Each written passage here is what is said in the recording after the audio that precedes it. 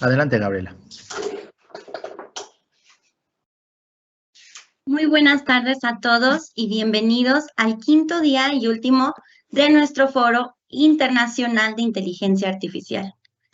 Antes de finalizar con nuestra serie de ponencias internacionales, me gustaría mencionar algunas recomendaciones importantes para asegurar que todos tengamos una experiencia productiva sin interrupciones durante este evento. Los invitamos a disfrutar al máximo el tiempo que tenemos juntos. En segundo lugar, al final de cada sesión abriremos un espacio para preguntas y reflexiones, mismas que podrán ir colocando en el espacio de preguntas y respuestas que se encuentran en la parte superior derecha. Por último, en caso de que surja algún problema con la señal de Internet, les pedimos que por favor tengan paciencia y esperen un momento. Si la situación persiste, les recomendamos salir y volver a ingresar utilizando el enlace proporcionado en la página del FIA. Al término de la ponencia y una vez que entreguemos la constancia del doctor Claudio Rama, daremos continuidad a la clausura del evento. Adelante, maestro Alberto. Bueno, pues muy buenas tardes, doctor Claudio Rama. Para nosotros es un honor tenerlo aquí en esta clausura del primer Foro Internacional de Inteligencia Artificial de la Universidad La Salle Nezahualcóyotl. Muchísimas gracias por aceptar nuestra invitación y por estar aquí con nosotros. Sabemos de su gran trayectoria a lo largo de tantos años y bueno, pues nos engalana su presencia cerrando este evento. Adelante, Gaby. Ahora, sin más preámbulos, nos complace dar inicio a la ponencia titulada Nuevas dinámicas académicas y educativas con inteligencia artificial, que será impartido por el doctor Claudio Rama Vitale, quien es doctor en educación, doctor en derecho y 4 postdoctorados, economista, especialista en educación a distancia, especialista en marketing, máster en gerencia educativa. Es director académico de la Universidad de la Empresa de Uruguay. Para América Latina de la Universidad Nacional Abierta y a Distancia de Colombia. Es investigador nivel 2 del Sistema Nacional de Investigadores del Uruguay. Fue director del Instituto Internacional de la UNESCO para la Educación Superior en América Latina y el Caribe. Y rector del Instituto de Altos Estudios Nacionales del Ecuador. En Uruguay, fue director del Instituto Nacional del Libro, del Sistema Nacional de Televisión y vicepresidente del Servicio Nacional de Difusión, Radio, Televisión y Espectáculos. Tiene 28 libros propios, obtuvo 3 veces el Premio Nacional de Literatura del Uruguay en diversas categorías y recibió 7 doctorados honoris causa. Es un coleccionista de máscaras etnográficas de América Latina con más de 900 piezas. Es también artista plástico con varias exposiciones de esculturas. Doctor Rama, el espacio es suyo. Adelante y bienvenido. Muchas gracias. Es un enorme gusto estar con ustedes. Lamentablemente no los estoy mirando. El Teams tiene esta limitación en el cual yo veo mis láminas, pero no lo veo a ustedes. De alguna forma estamos sin lugar a dudas todavía en un camino de un proceso tecnológico que nos va a ir llevando hacia una dinámica de un proceso de enseñanza que cada vez más es más eficiente en términos de estas lógicas nuevas del mundo digital. También conecto y conecté a través de otro celular y entonces tengo efectivamente el celular que me permite ver. ¿Qué es lo que estamos diciendo? ¿Qué es lo que estamos empezando a ver? Estamos empezando a ver la dinámica de las transformaciones tecnológicas, la dinámica por el cual estamos siempre en una estructuración de transición. Nosotros vamos a analizar cómo la dinámica educativa ha estado marcada por ciclos tecnológicos. Tenemos una tendencia en general a visualizar los procesos educativos con sus lógicas de periodización o de análisis más vinculado más a la política o más vinculado al tema normativo. La universidad colonial, la universidad republicana, la universidad autónoma, la fase de la universidad privada, la universidad transnacional, como diversas fases. Y a mí me ha tocado escribir un libro hace muchos años sobre la Universidad 3.0 y hacía una cronología y un análisis de la periodización de la Universidad Latinoamericana vinculada a estos ciclos políticos que eran al mismo tiempo ciclos de pertinencia, ciclos pedagógicos, pues la Universidad Colonial, los programas eran hechos directamente en Salamanca, que era el eje central.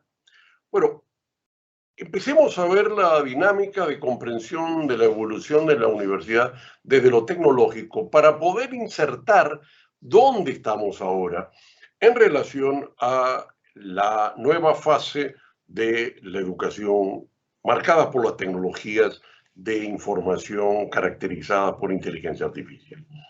Nuestro tema hoy es el análisis del ciclo tecnológico, del ciclo económico, de este ciclo schumpeteriano, de cómo está irrumpiendo la tecnología de la inteligencia artificial. Pero es fundamental visualizar estos procesos. Yo considero que tenemos 4 fases universitarias, 4 tipos de universidad distintas, definida por lo tecnológico comunicacional, por las tecnologías de comunicación e información. Las tecnologías de comunicación e información muchas veces las visualizamos muy de los tiempos contemporáneos, pero las tecnologías de comunicación e información vienen desde el inicio.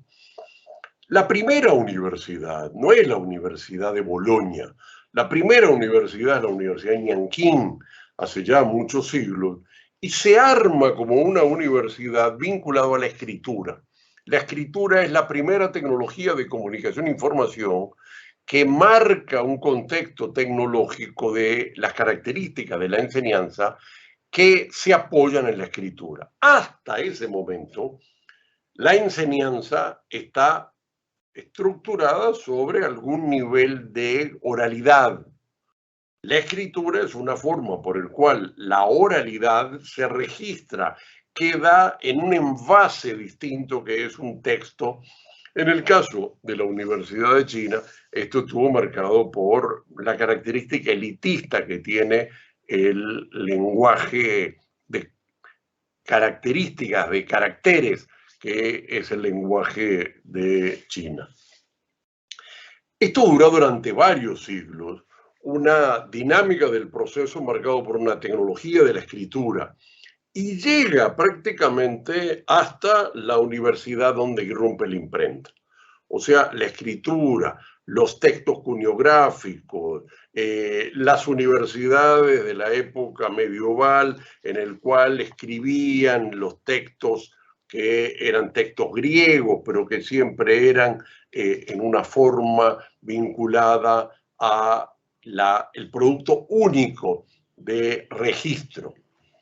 Este proceso para mí marca la Universidad 1.0, marca también un tipo de pedagogía, la pedagogía centrada en la escritura, el estudiante escribe, registra lo que dice el maestro, la oralidad, el carácter presencial, hay una estructuración tecnológica muy clara.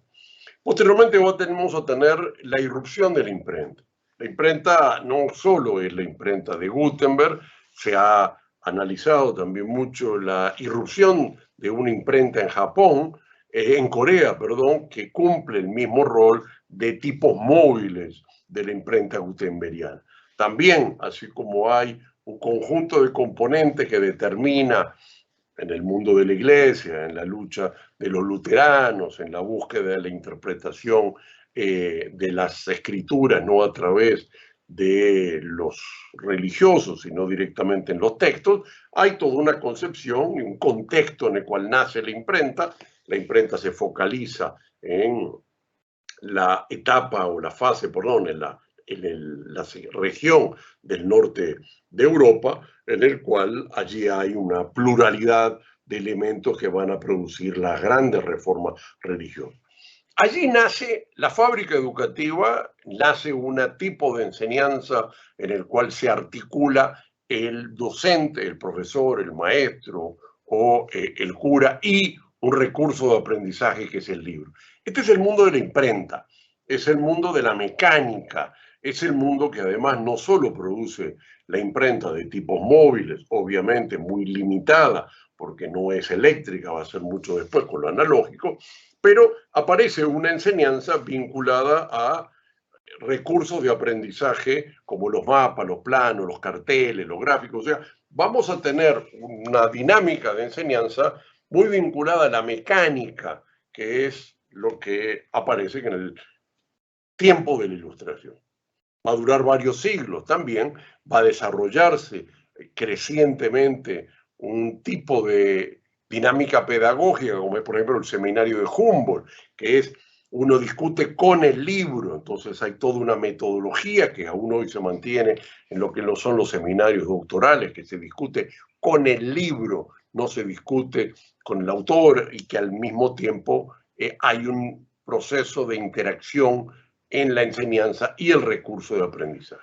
Las tecnologías lo que van es caracterizando formas pedagógicas y también tiempos históricos, tiempos tecnológicos que estructuran el desarrollo, sobre todo a través de la ciencia. La ciencia es el soporte de estos elementos. Esto va a llegar hasta fines del siglo XIX en el mundo del desarrollo, de la irrupción de lo analógico y lo eléctrico. Aparece la serialización con el libro, pero es el mundo de la serialización, del prototipo y de la reproducción de los recursos de aprendizaje. Y además irrumpen el contexto de todo lo que son las ondas hertzianas de la radio y la televisión, y se van a derivar en sistemas de enseñanza con la posibilidad de un contexto no solo sincrónico, sino asincrónico a través del libro, cada vez más fuerte, pero además en formas también a través de los medios de comunicación. El mundo analógico es el mundo de la electricidad, es el mundo de radio y televisión. Fueron poco utilizados en los aparatos educativos, pero en México, muy claro, la telesecundaria, ¿correcto? Es muy claro el esquema en muchos países de la aparición de la educación centrada en la radio. O sea, ahí vamos a tener un cambio que en el aula irrumpe mucho más fuertemente el libro, por su carácter masivo. Bueno, pues también, obviamente, no tendríamos la discusión del libro de texto masivo si no hubiera imprentas, pero sobre todo si no hubiera electricidad, porque la edición masiva no se puede hacer con las imprentas gutenbergianas, que tienen un sistema de tipos móviles, pero de manejo energético muy reducido. Esto es el ciclo de la universidad que yo llamo 3.0, que irrumpe en una definición analógica, hasta que irrumpe en la década del 70 las universidades que yo llamo 4.0, cuando nace lo digital. Lo digital, que es nuestro tema que vamos a analizar, vinculado a la inteligencia artificial, es un desarrollo tecnológico que se va a expandir desde la década del 70 en adelante, se apoya en la microelectrónica y la programación informática. Lo digital es, sin lugar a duda, una forma que permite una convergencia de ceros y unos, la convergencia digital de todo lo analógico previo o lo mecánico. Este va a ir conformando el ciclo de una dinámica de enseñanza que cada vez más tiene el componente digital. Su primer elemento va a ser, obviamente, el PC, el computador, pero el computador es meramente la expresión de un cálculo. Es la revolución del cálculo, es la masificación del cálculo. Este es el contexto en que nosotros estamos. Nosotros estamos insertos en una transición del mundo digital. Este mundo digital gestado en la década del 70 y que ha ido creciendo, y es un ciclo que está asociado también a la transformación de otro contexto de periodizaciones, que es los modelos de periodización más fuerte que ha marcado el enfoque de Krondatiev. Krondatiev es un estudioso, un académico y también una autoridad dirigida los institutos de estadística en la Unión Soviética en la década del 20, fue el primero que empezó a concebir que el mundo tenía ciclos, las etapas tecnológicas, las fases tecnológicas. En ese momento identificó a partir de un conjunto de indicadores y un conjunto de estadísticas cómo había habido unos ciclos tecnológicos, y fue una discusión de si el capitalismo de la década del 20, que estaba en una fuerte crisis, era una crisis definitiva, era la crisis catastrofista, o era simplemente que el sistema económico capitalista se caracteriza por la existencia de ciclos. Brondatier fue el primero que empezó a teorizar, empezó a indicar algunos de los elementos correspondientes a las características de estas revoluciones tecnológicas. Durante todo el siglo XX ha habido un desarrollo de la investigación de las más importantes para analizar estos ciclos tecnológicos. El ciclo que empezaba a ver Brondatier era el ciclo de la que se llamó el ciclo del Fordismo, de la desarrollo de la industrialización por la vía de la cadena de montaje y la producción serial. Este fue el ciclo que marcó el desarrollo también de las universidades, de la enseñanza, y que caracterizó a la revolución de las tecnologías analógicas. Este ciclo, a partir de los 70, entramos en la revolución digital. Es el pasaje, digamos, de las radios analógicas a las radios digitales, de la televisión hertziana, analógica, de válvulas, a la televisión digital, de la desaparición de la fotografía, del cine, y la transformación de toda la economía y la sociedad, que desde la década del 70, vinculado a este desarrollo de la tecnología del mundo digital, va a producir una innovación enorme que vamos a analizar. Esta es la primera revolución, la primera ruptura digital, la primera fase de un proceso digital. Así como ha habido varias revoluciones industriales, desde las máquinas de vapor hasta los procesos correspondientes a los ferrocarriles, los telares, la irrupción de las grandes acerías y posteriormente las industrias de las cadenas de montaje y de la producción seriada de vehículos. Bueno, hubo varias revoluciones tecnológicas, varios ciclos que fueron marcando. Ahora hemos irrumpido en una larga fase que no sabemos cuánto va a ser, que corresponde a una revolución digital. La primera fase fue la fase del PC y el computador. Y en este contexto de la mecánica que era antes, ahora es lo analógico, hoy estamos entrando en una segunda fase de esta revolución digital, que también se apoya en la microelectrónica y la programación informática, pero que su centro es la inteligencia artificial.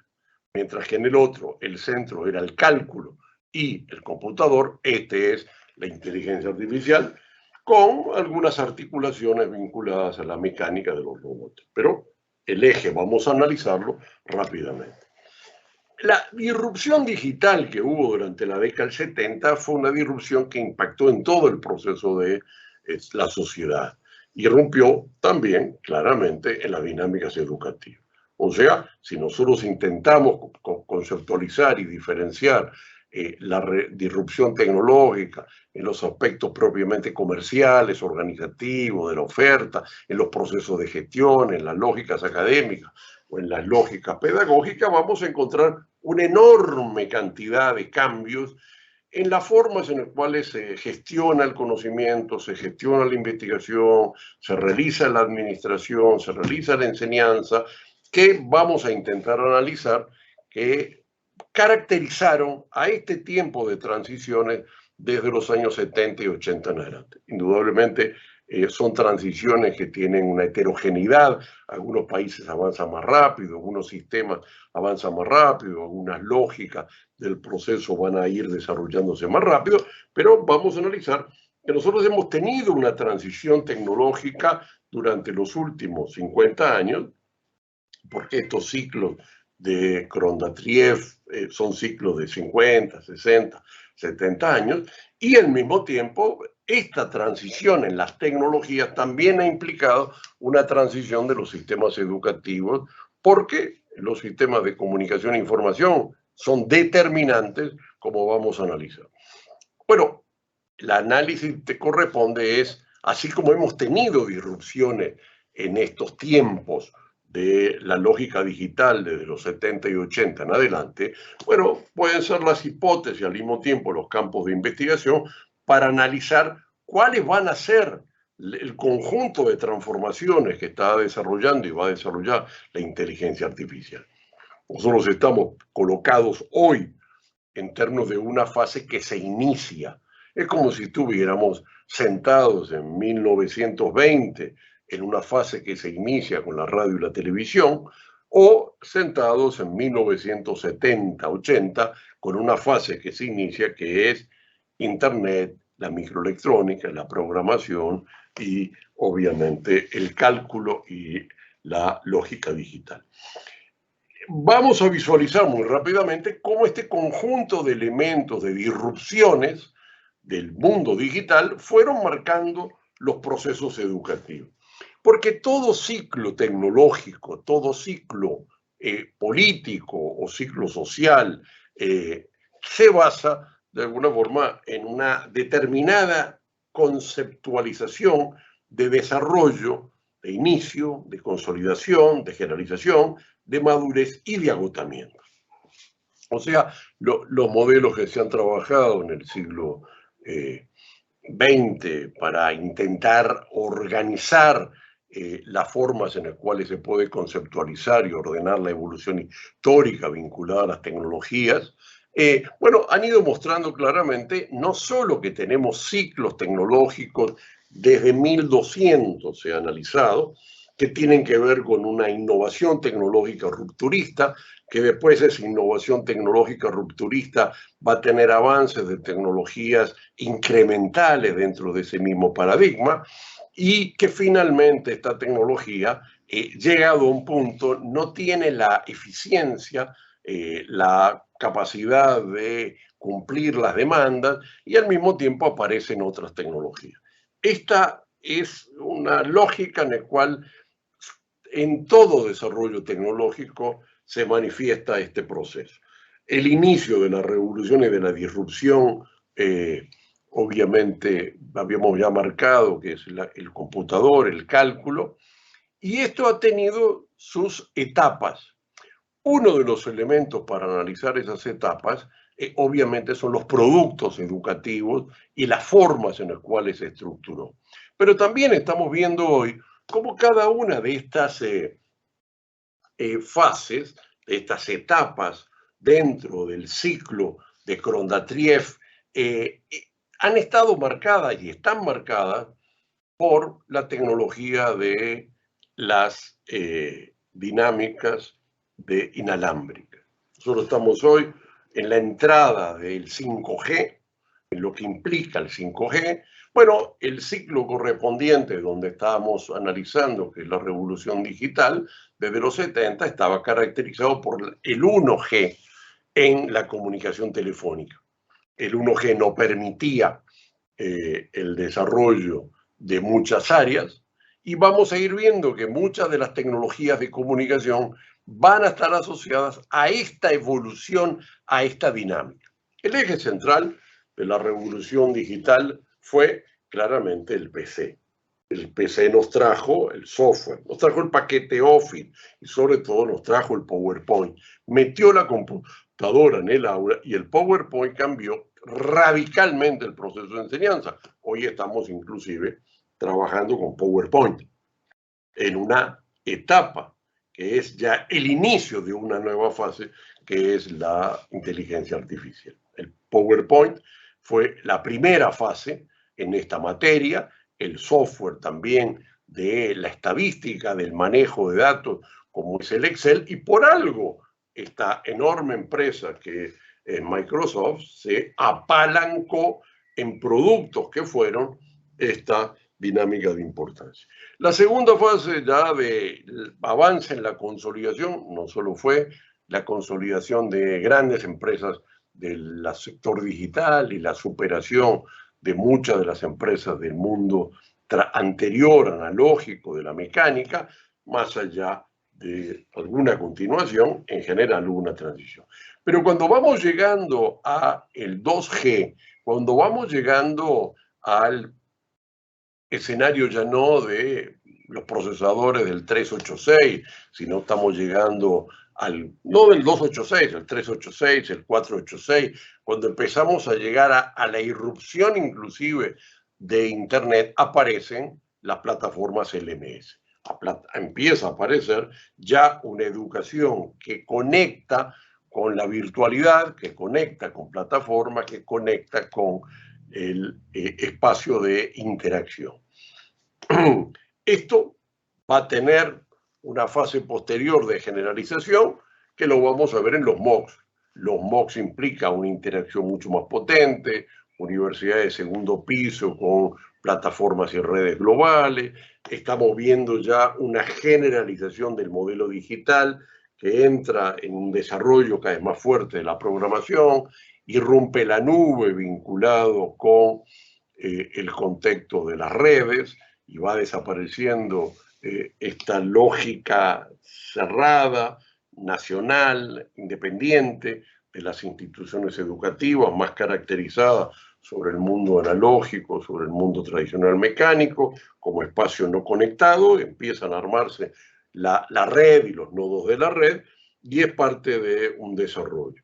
Ya allí estamos viendo, en la década del 10 sobre todo, y a fines de la década del 10, cómo se van armando lógicas que van marcando inclusive el desarrollo de algunas modalidades de sistema de enseñanza con laboratorios, el desarrollo de software vinculados a los procesos de actividades del mundo laboral, y por lo tanto en el mundo universitario también vamos incorporando el concepto de la práctica a través de aplicaciones informáticas, y estamos viendo también fuertemente la convergencia de estas plataformas cada vez más potentes en relación a los procesos de ancho de banda, de pasaje hacia también importancia de la irrupción de un elemento que ha sido determinante en la generalización, que es el pasaje de las estaciones de computadoras a los celulares. Y junto con los celulares ya estamos viendo a fines de la década del 10 el aumento de la irrupción de un elemento central, que son las apps, las plataformas de Google Play que permiten el acceso a las apps y por lo tanto todo el negocio de las apps, y el avance hacia una dinámica donde vamos a pasar del computador al celular. El celular es, de hecho, una computadora, está claramente asociado al ingreso a la etapa del 3G. El 3G es donde empieza a haber un desarrollo de los celulares inteligentes. Los celulares inteligentes conectados a la red al mismo tiempo empiezan a mostrar nuevas formas en relación a la educación ubicua, a la movilidad, a la educación virtual, a formas también de gestión de la automatización de las dinámicas educativas, que va mostrando un cambio significativo. La fase de madurez la estamos viendo ya a partir del 2010, 12, 14 en adelante, que es la lenta entrada de un nivel de ancho de banda más potente, la masificación del ancho de banda, aunque todavía es obvio que siempre hay heterogeneidad de países, regiones, de desarrollo de niveles de inversión, pero estas etapas están determinadas por los tiempos que duran muchas de estas inversiones. En el 2012 se funda Zoom incorpora el streaming, pero ya también la plataforma Canvas empieza a tener alguna forma, y sobre todo la otra plataforma WebCity, que ya empieza a tener, Blackboard, perdón, empieza a tener alguna forma de streaming, hasta que en el año 15 empieza a haber un avance de esta dinámica vinculado a la masificación y vinculado al 5G. El 5G lo que permite subir y bajar materiales. El streaming requiere que la velocidad de subida y la velocidad de bajada sea prácticamente de una dimensión que supere las posibilidades técnicas de la vista y del oído, y por lo tanto es como las películas antes, que si no estaba a 24 fotogramas por segundo no las podías ver. Bueno, esa es la etapa de madurez. La etapa de madurez fue también la masificación que dio con la pandemia, en el cual se generalizó el streaming. El streaming, que es básicamente una tecnología de procesadores para permitir eso, una tecnología de ancho de banda, una tecnología correspondiente a los sistemas inalámbricos de 4G y de ancho de banda, una tecnología de comprensión digital y por lo tanto de subida y bajada de los textos en fracciones de segundo. Y el streaming también nos va a dar la irrupción cada vez más fuerte de los simuladores. Los simuladores están directamente asociados porque tiene una interacción muy rápida, aunque todavía el streaming y sobre todo los simuladores, no el streaming, va a requerir la llegada del 5G, el 5G por la cercanía. Estos elementos están también asociados a la masificación, a las inversiones, generan procesos, por lo tanto, también de desigualdad en los accesos, y también van conformando lo que son el desarrollo de los derechos digitales. O sea, el derecho a la conectividad, el derecho al ancho de banda, el derecho a tener acceso a Internet y a una enorme transformación de lo que fueron las inversiones de la familia y de las personas en relación de la lógica por el cual vamos a ir teniendo una fase de finalización, podríamos decir, o de madurez de esta etapa del ciclo digital caracterizado por la programación informática y la microelectrónica de lo que fue el primer ciclo digital. El agotamiento lo estamos viendo ahora. Es un agotamiento, pero no en relación a que se produce un agotamiento, sino que el potencial ha ido cambiando. O sea, durante todos estos años se fueron invirtiendo enormes recursos en lo que es Internet. El ancho de banda ha significado una capacidad de un desarrollo muy superior. La consolidación de la nube y todas las bases de datos localizadas en la nube, el desarrollo de estos sistemas de mejores procesadores, de mejores niveles de conectividad, han ido conformando un nuevo paradigma, que es el paradigma no de una informática cerrada, sino una informática abierta que conecta con las bases de datos, conecta con Internet de las cosas, conecta con chatbot, con interacción de las personas, y ahí irrumpe la inteligencia artificial. Este escenario lo que vamos a ver es que la inteligencia artificial es la segunda fase de la revolución tecnológica digital. O sea, es un resultado de la inteligencia artificial que se ha ido consolidando a partir de la evolución de la primera fase, de la informática, la programación, los PC, la red, la conectividad, el ancho de banda, la transición hacia un modelo digital y finalmente un sistema que incorpora un componente mucho más fuerte de una nueva lógica de funcionamiento del sistema que está basado en plataformas. Es lo que algunos autores han hablado del capitalismo en red, el capitalismo de plataformas digitales, la prestación de servicios. Y lo hemos reflexionado y analizado desde Uber hasta las miles, y yo no ya millones, de apps que prestan servicios y se desarrollan a través de Internet. El desarrollo de, digamos, el acceso a los libros, a través de sistemas digitales, en el mundo del conocimiento, todo lo que tiene que ver con el acceso virtual. Aquí irrumpe la inteligencia artificial. La inteligencia artificial es una derivación del desarrollo de una lógica evolutiva que tuvo una programación no cerrada, o sea, que no da opciones fijas, sino que deja abierto a que las personas, a través de cómo van actuando, muestran sus patrones de consumo, sus disposiciones, sus intereses, aprende. Por lo tanto, la máquina, una programación que es relativamente la misma, la programación, la lógica de la programación es la misma, pero empieza a haber procesadores más potentes. Lo hemos visto con la irrupción de NVIDIA.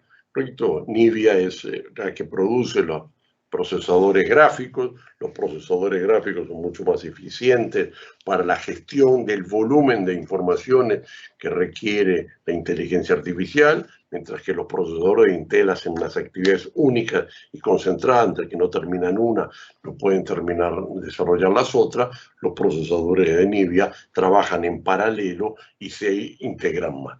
Pero en esta lógica de la inteligencia artificial también la irrupción de los sensores.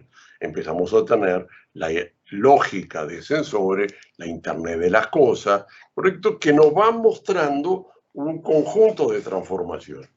En síntesis, la inteligencia artificial es redes que permiten conexión, bases de datos de información ordenada y sistematizada, que permiten, por lo tanto, un nivel de manejo de información mucho más potente en estos procesadores, y una lógica que se basa en lo que es la creación de inteligencia.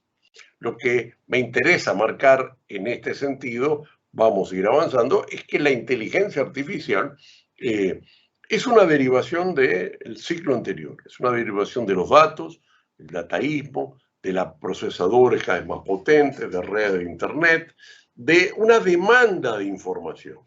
Hace pocos meses todos pudimos ver, o se pudo ver, una película bastante interesante de unas mujeres de color que trabajaban en la NASA en la preparación, en el cálculo de todas las operaciones correspondientes a el Apolo 11 o el Apolo 9 o un solo Apolo. Bueno, entró la computadora y la computadora anuló parte de esas tareas porque no las podían procesar ellas con el volumen de manejo y de celeridad y se requería la computadora. Bueno, lo mismo pasa ahora con la inteligencia artificial. No es posible gestionar y administrar las bases de datos, la información, la logística mundial, la velocidad de interacción. No es posible manejar una Internet de las cosas, de los vehículos o de lo que fuera, autónomos, si no es con sistemas de inteligencia artificial que tengan una interacción de información mucho más fuerte. Esta lógica de la inteligencia, artificial se estructura sobre un concepto no solo de cómo funciona la cabeza y las redes neuronales, sino sobre todo de lo que concibió Turing en la década del 50, que es el concepto de la creación del método científico, de la creación de conocimiento. ¿Por qué la inteligencia artificial está funcionando en la creación de conocimiento? Para mí, lo voy a analizar, el mayor impacto de la inteligencia artificial es en la creación de conocimiento, y fundamentalmente porque su estructura de conceptualización, de sustentación, de armado, es básicamente apoyado en el método científico. El método científico, Descartes, también la organización del conocimiento de Kant, toda esa estructuración que ordena, que es lo que es hoy una tesis doctoral, como generar hipótesis, cómo contrastar hipótesis, cómo contrastar la información, verificarla, cómo generar hipótesis a partir de determinadas ideas fuerza y sobre todo de información que permita generar las hipótesis. Ese es el modelo con el cual el mundo ha cambiado. El mundo ha cambiado en la creación de conocimiento. Si algo distancia el sistema actual, capitalismo, economía global o economía moderna desde el siglo XVI en adelante y sobre todo el XVII, con lo que fue el iluminismo y el renacimiento, es el desarrollo del conocimiento. El método científico es la base de lo que estructuró la lógica de la inteligencia artificial. La inteligencia artificial organiza los procesos que administradamente se realizaban en forma lenta, parsimoniosa, de lo que es la investigación, lo hace en forma científica, ya estaba, sino en forma automatizada, porque incorpora el cálculo más los procedimientos correspondientes al método científico. Esto va a hacer que vamos a tener un desarrollo mucho más fuerte de la creación de conocimiento. Me interesa marcar que el conocimiento vamos a irlo viendo. Estos son algunas de las miradas que hemos ido viendo. Pasé las láminas un poco rápido al no ver la génesis de la inteligencia artificial, como hemos referido, ¿correcto? O sea, hay ahí una lógica, los prerequisitos de la inteligencia artificial, que es la existencia de centros de datos, de procesadores, redes internadas globales, y los prerequisitos que fue el desarrollo de las redes de transferencia de información. Ahí estamos en una sociedad en red, por lo tanto, la lógica y las sustentaciones, como vemos aquí, algunas de las cosas que hemos referido, la tecnología digital, el 5G, permite los SMS, el fax, después vino la transmisión de voz, la plataforma, y ahí hemos ido evolucionando en una dinámica en la cual no existen procesos educativos si no hay al mismo tiempo un soporte de análisis en los temas de la tecnología y sobre todo la tecnología de comunicación e información. No tendríamos, habíamos ya dicho antes, el libro si no tenemos claramente marcado el contexto de la dinámica correspondiente de la irrupción de las transformaciones tecnológicas. Nos interesa ahora marcar un poco más rápidamente esto que referíamos, que es la inteligencia artificial como una máquina de investigar. La inteligencia artificial, su eje central, para mí más importante, es que va a impulsar el aceleramiento de la expansión del conocimiento. A partir de ahí viene el primer impacto del mundo educativo. Si en el mundo educativo casi todas las determinantes vienen desde el ámbito de la creación de conocimiento, la creación de conocimiento impone los posgrados, impone la actualización de competencias, impone la actualización de los programas, impone los procesos de evaluación y acreditación, diferencia los campos del saber y las competencias y los conocimientos, creando nuevas carreras. Si al mismo tiempo está la dimensión del conocimiento, que no puede haber una institución única, sino que el desarrollo va en red. O sea, la expansión del conocimiento es la base de las transformaciones universitarias, obviamente sobre un contexto de determinadas tecnologías que lo permiten. Bueno, el gran impacto que vamos a tener desde mi lectura de la inteligencia artificial en el mundo educativo viene desde el lado del aceleramiento del conocimiento. Indudablemente el conocimiento se está acelerando desde la década de los 70, cuando vemos producción de artículos, en patentes, en cualquiera de los indicadores tradicionales, hay una curva de crecimiento, que esa curva de crecimiento es la curva del desarrollo de un aumento de la división técnica y social del trabajo y por lo tanto un aumento del desarrollo económico, social y la demanda de formación de recursos humanos. Bueno, probablemente la inteligencia artificial, ya estamos viendo, es determinante en todos los procesos de gestión de nuevo conocimiento.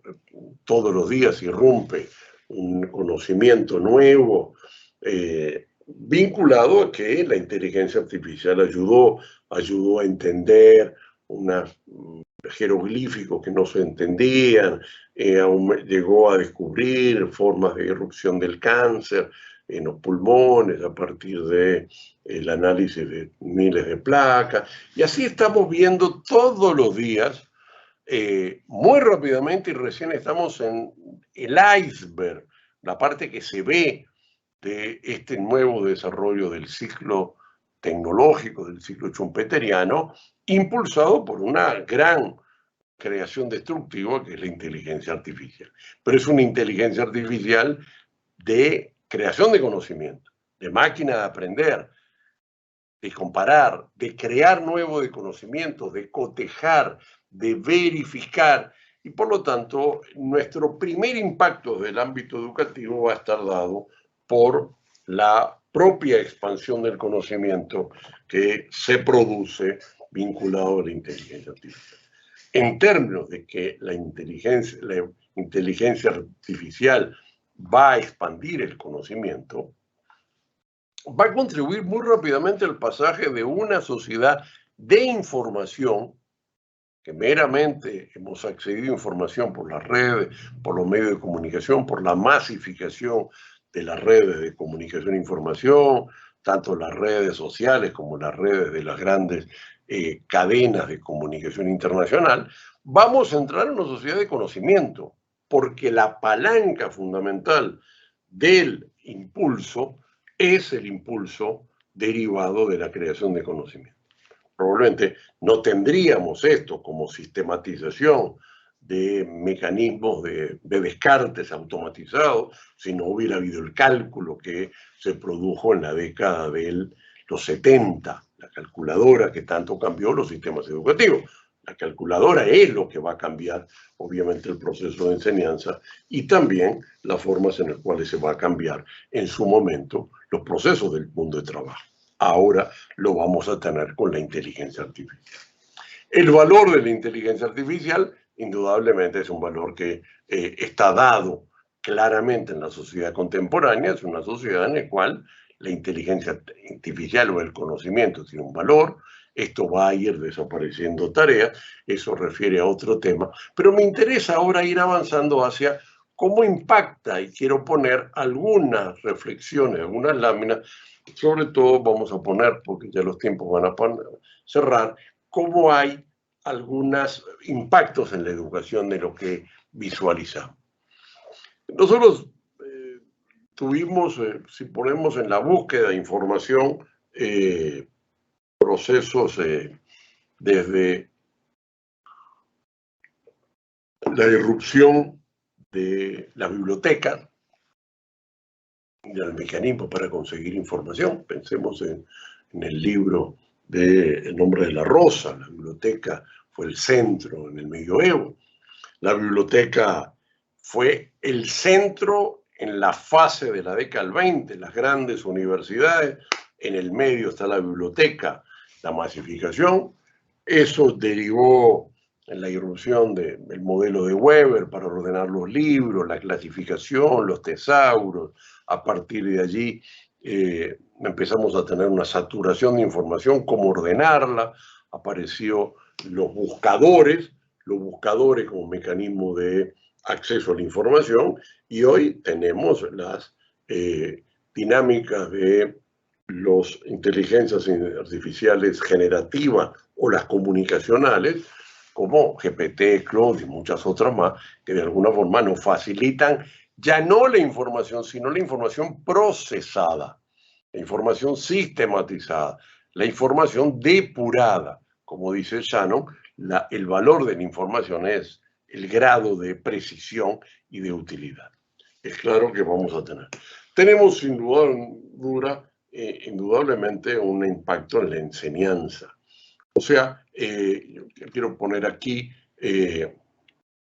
en la enseñanza la posibilidad de tener la información mucho más pertinente. Esto nos lleva al modelo de Skinner, y aquí quiero poner para atrás una lámina que había escrito ayer, que era el método de Skinner, muy marcado en la década de los 50, que fracasó porque obviamente la mecánica no podía lograr lo que él soñaba, aunque obviamente se permitió crear lo que hoy llamamos los sistemas de múltiple choice, pero en todo caso el objetivo era la creación de máquinas de aprendizaje que podían guiar a los estudiantes, podían estar permanentemente corrigiendo errores. Un profesor no tenemos la capacidad de estar 24 horas diarias corrigiendo, pero sí un profesor. Bueno, la inteligencia artificial está permitiendo tener niveles de prestaciones de servicios,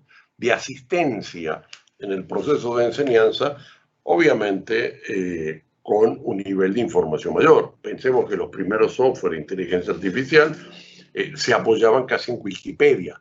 Es tener una biblioteca de Wikipedia, pero una biblioteca de Wikipedia que está aprendiendo crecientemente y está desarrollando.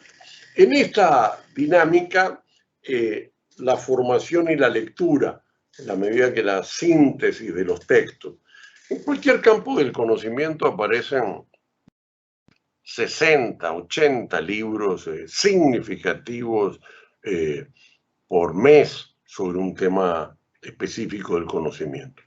¿Podemos todos leer ese volumen de conocimiento? ¿Podemos estar actualizados? Bueno, el desarrollo que estamos empezando a ver es la síntesis, las hacen las máquinas, nos dan los resúmenes, nos permiten no estar así como haciendo los cálculos de las derivadas, sino que usamos las calculadoras. También nos está permitiendo simplificar, sintetizar, reducir, seleccionar las lecturas.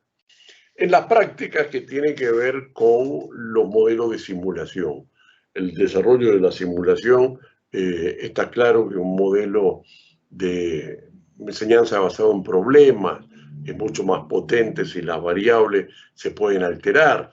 Un estudio de casos para un solo caso del modelo de Harvard de hace 100 años no tiene la potencia si uno puede cambiar todas las variables del modelo e irlas alterando permanentemente.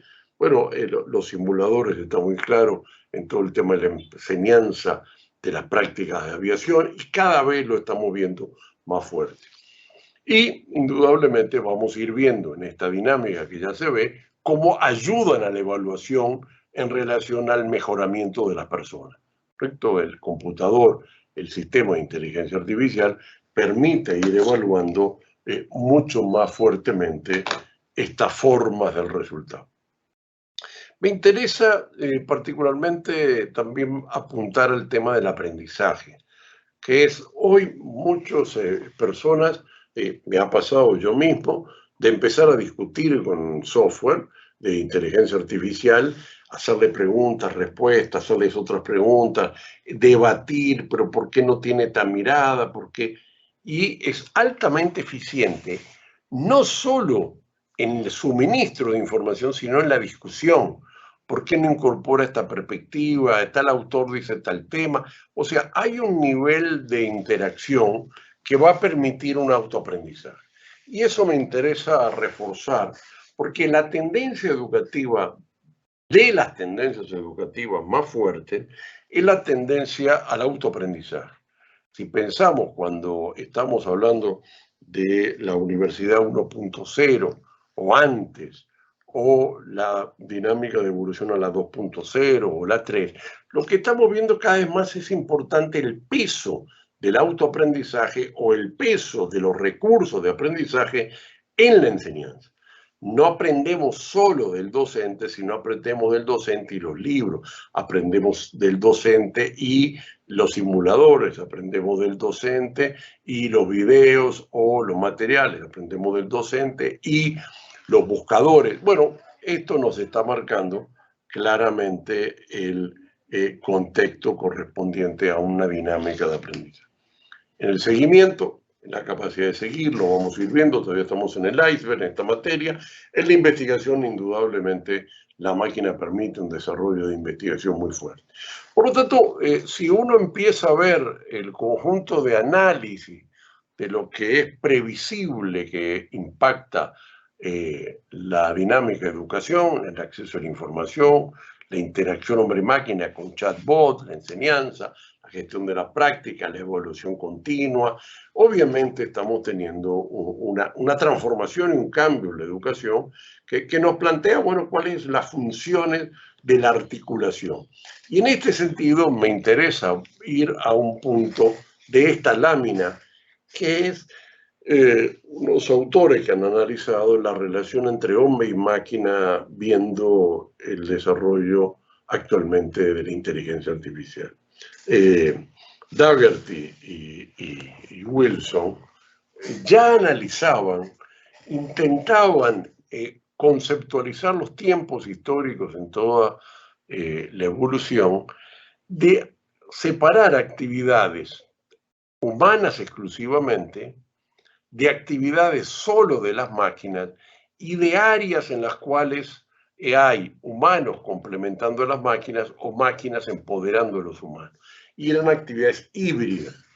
Este desarrollo, vinculado a algunas competencias o algunas, más que competencias, a algún tipo de definiciones genéricas de tareas, en este caso adaptar, predecir, interactuar, gestionar, emprender, etcétera, las que están aquí en la pantalla. Lo que conciben, no era su centro, el estudio más para el pasado, pero nos permiten vincular los ciclos tecnológicos de Krondatiev más los ciclos que yo he planteado del tema de las tecnologías de comunicación, vinculado a cuáles eran las actividades que solo hacían las máquinas y cómo las actividades que hacían solo las personas. Digamos, indudablemente cuando había caballos, muchas de las actividades exclusivamente humanas eran recoger la bosta de los caballos. Cuando no existen caballos, sino que hay cadena de montaje, la actividad humana es otra. Y la actividad solo de la máquina podría ser hacer tales cosas y no tal otra. Hay una mirada en la cual cada ciclo tecnológico, cada caracterización de la función. En ese sentido, todavía estamos en los inicios de ver cómo le impacta la tecnología de la inteligencia artificial en todo el sistema de la enseñanza, pero fundamentalmente va a actuar en cuáles son actividades solo humanas, solo de máquinas y actividades intermedias. Hoy es claro que el cálculo no es una actividad humana, sino que el cálculo lo hace la máquina, pero la actividad humana es la incorporación de datos o la utilización de las variables que definen ese tipo de cálculo. Hay una relación. Bueno, la inteligencia artificial como tecnología de comunicación e información y como creación destructiva actúa en cada ciclo tecnológico, en cada fase, no como creación destructiva meramente en una lógica schumpeteriana, sino que rearticula cuáles son las tareas de los hombres y las tareas de las máquinas. Esto ha sido históricamente. Podemos discutir y debatir si esto a futuro va a cambiar, porque obviamente que no es lo mismo la introducción de la cadena de montaje que las máquinas del siglo XVIII que la inteligencia artificial. Siempre habrá ludistas, ¿correcto? Los ludistas o los neoludistas que rompían las máquinas, como nos analizara Karl Marx con el capitalismo industrial. Ahora estamos en otro capitalismo, el capitalismo de las redes, capitalismo de las máquinas, que lo que hace es recompone y reubica. Y ahí es determinante la dinámica de la educación. O sea, no es que toda la investigación va a desaparecer con la máquina. No es que toda la enseñanza, no es que todo el proceso de autoaprendizaje, no es que todo el proceso de definición de prioridades o análisis futuro va a ser realizado. No, lo que va es rearticular cuáles son funciones o tareas o definiciones. Estas que ponen Daugherty en el libro Imaginando, y está muy bien el propio título, Reimaginando el mundo en la era de la inteligencia artificial, son las que ellos visualizan. Probablemente vamos a analizar que en cada campo del mundo laboral, en cada campo de la división social y técnica del trabajo, va a cambiar. ¿Cómo va a cambiar la función del policía? ¿Cómo va a cambiar la función del docente? ¿Cómo va a cambiar la función del docente de preescolar, del de doctorado, del de maestría? ¿Cómo va a cambiar la del docente en tal o cual campo del conocimiento? Bueno, esta es la división técnica y social del trabajo que nos traía en la mesa Durkheim. Bueno, esta es la que las tecnologías cambian, porque el trabajo, las actividades están asociadas a la división técnica y social del trabajo. Esta es un poco una mirada de cómo va a ir viendo. Obviamente, esto es un tema de cambios por venir. Estamos en los inicios de una enorme transición, como lo he repetido varias veces, visualiza en el momento que inician los siglos. Yo creo que ya terminó la primera fase de la creación destructiva, la primera fase del ingreso del conocimiento de lo que de alguna forma está puesto encima de la mesa de la sociedad. Esta es meramente el inicio. Obviamente cuando los muchachos estaban haciendo Billy Gates, Steve Jobs, haciendo sus maquinitas en el garaje, eso no impactaba nada. Y cuando el señor Henry Ford estaba proyectando sus máquinas de mecánica, y Ford y 20 hombres más que estaban proyectando los vehículos en 1890, 1900, no movió la aguja nada de la sociedad. La movió después, la movió posteriormente. Nuestra función ahora es que tenemos un marco teórico que nos permite visualizar en la historia y comprender los ciclos, y que al mismo tiempo tenemos un nivel de desarrollo muy superior del conocimiento científico, bueno, poder tener una proyección. En 1918 llegó un virus que llamaban el virus gallego, y efectivamente se llevó 50 millones de personas. Y desapareció solo por la masificación. Nosotros tuvimos un virus y efectivamente, aunque fueron 6 millones de personas que lamentablemente murieron, en un mundo de 8.000 millones de personas de dimensión pequeña. Y llegó la ciencia y lo respondió. O sea, tenemos ya un mayor conocimiento y no teníamos, obviamente, en la década del 20 lo que era el conocimiento de los elementos. Hoy, la innovación y el impacto de lo que es la inteligencia artificial, obviamente tenemos una mayor comprensión, mayores herramientas intelectuales y científicas para entenderla, y eso nos va a permitir, obviamente, una mayor capacidad de respuesta en este mundo y en esta lógica de el desarrollo. Bueno, me quedo por acá y estoy a su dimensión. Lamento el tiempo, se me fue un poquito, y les agradezco mucho vuestra atención. Muchísimas gracias a usted, doctor. Sin duda, todo lo que nos ha comentado nos hace reflexionar para poner en práctica pues todo lo de la inteligencia artificial en nuestra práctica educativa y en todos los ámbitos que se involucra pues la inteligencia artificial. A nombre de todos los participantes, es un honor para nosotros hacer la entrega de esta constancia digital por su excelente participación en el foro y bueno, pues en este cierre del día de hoy se la voy a compartir en este momento. Sí, no sé cómo salirme, así que no puedo verlo. Ahí está. ¿Logra visualizarlo? No, ahora sí, ya bajé la pantalla. Correcto. Diapositiva. Perfecto, doctor, pues de antemano muchísimas gracias. Nosotros vamos a dar cierre y clausura al evento. Por favor, si gusta acompañarnos en este cierre, sería bienvenido. Muchísimas gracias. Muchas gracias.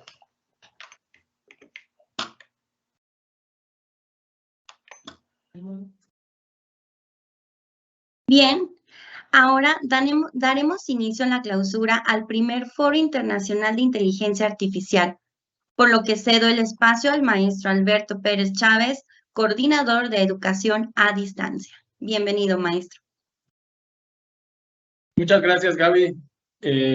Bueno, pues ha sido un honor poder participar durante 5 días de esta semana pues en 5 conferencias presenciales aquí en el campus, posteriormente 11 conferencias vía online en las que estuvimos participando con ponentes de índole internacional muy importantes y con 6 diferentes talleres en los auditorios de esta universidad en los cuales pudimos poner en práctica varias de las aplicaciones y el software de inteligencia artificial.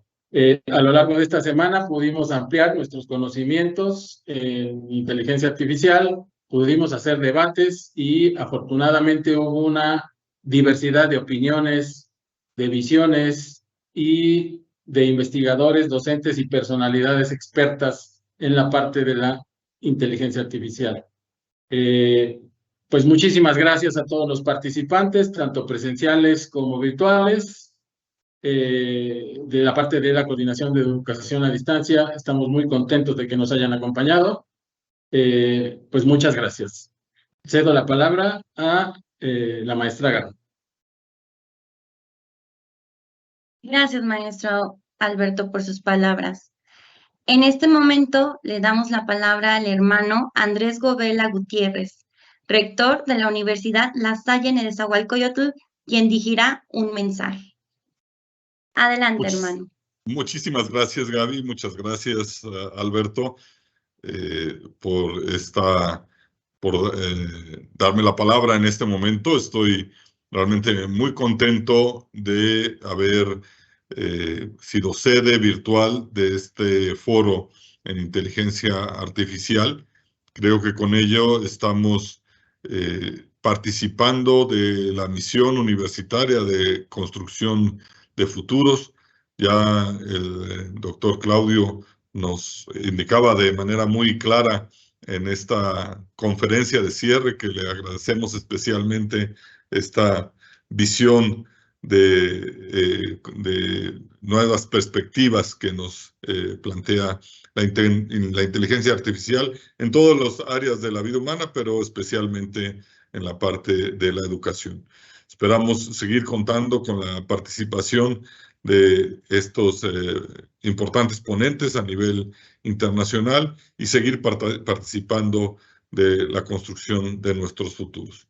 Gracias a nuestro Departamento de Educación a Distancia por la organización del evento y a todos los participantes que tuvieron la oportunidad de beneficiarse de estas reflexiones. Como dice nuestro lema, permanezcamos unidos. Muchas gracias. Buenas tardes. Es así como damos por terminado nuestro primer Foro Internacional de Inteligencia Artificial que se llevó a cabo del 13 al 17 de noviembre en formato híbrido. Agradecemos a todos los asistentes que nos siguieron en las redes sociales, transmisiones de conferencias y talleres presenciales. Los esperamos. Muchas gracias. Gracias.